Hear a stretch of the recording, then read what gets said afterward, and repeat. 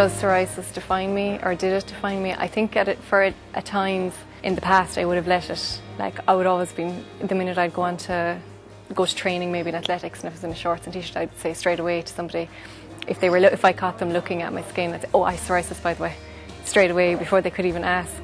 Because I did have a few negative experiences, was the first thing to jump in. Whereas now, unless somebody asked me, I wouldn't just offer to say to them. They'd have to be bold enough to ask me what it was. Like when I was 11, I'd never had psoriasis, and then when I was 11, I broke out, and my mother broke out. They were the only two in the family that have psoriasis. She has it very bad on her hands at times. It can come and go. She has a little bit on her face at the moment as well, which she's quite self-conscious about because she's never had it on her face before. She would get it on her knees and her elbows. It would be more plaque psoriasis, and I have got it. So we'd be even different in creams and treatments and stuff like that. Neither of us can think of anything that really triggered it. I mean, at the time, the doctors did say probably the onset of puberty, maybe hormones changing and things like that, I was probably predisposed to it, and it just came out at that time. I got a particularly bad flare-up after being clear for a long time last September. Last year I got married and my dad had a heart attack and he had a triple bypass, and I had final exams all in the space of 6 months. So I would imagine the stress of that is what brought it on in September then, when everything was calm and relaxed again.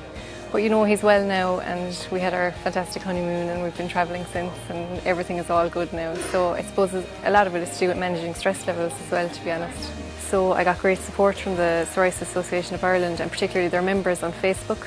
I was able to get a lot of support about different creams and treatments and things like that. So I got light treatment last September, and thankfully it worked very well. And so I kind of wanted to give something back, and I wanted to do something about the stigma and the false beliefs. And you know, so many people with psoriasis have bad self-confidence and self-esteem, so I wanted to do something that would promote it. So I thought up of the idea for the fashion show.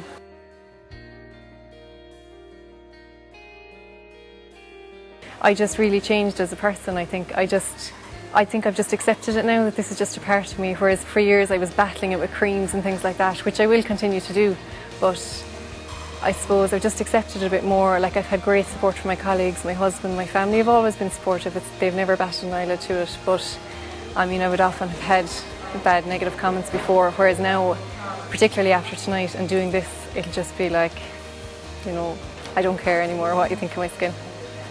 And I just really have grown in the last 6 months in particular. I decided to just do things for me for a while, and I just really hope other people that have psoriasis can kind of get inspiration or whatever from this, because you know, they shouldn't be hiding behind, you know, long sleeve tops and things. They should just dare to reveal, as they say. If I could talk to myself as an 11-year-old girl, I would say not to be so self-conscious, not to be constantly worrying about people think. There are far bigger fish to fry than your appearance in this life. I would look back and say psoriasis is really only a really small piece of who you are and who you can be, and just learn how to manage it properly and not be wallowing in about it. That's easier said than done when you are a teenage girl, but that's what I would tell myself now.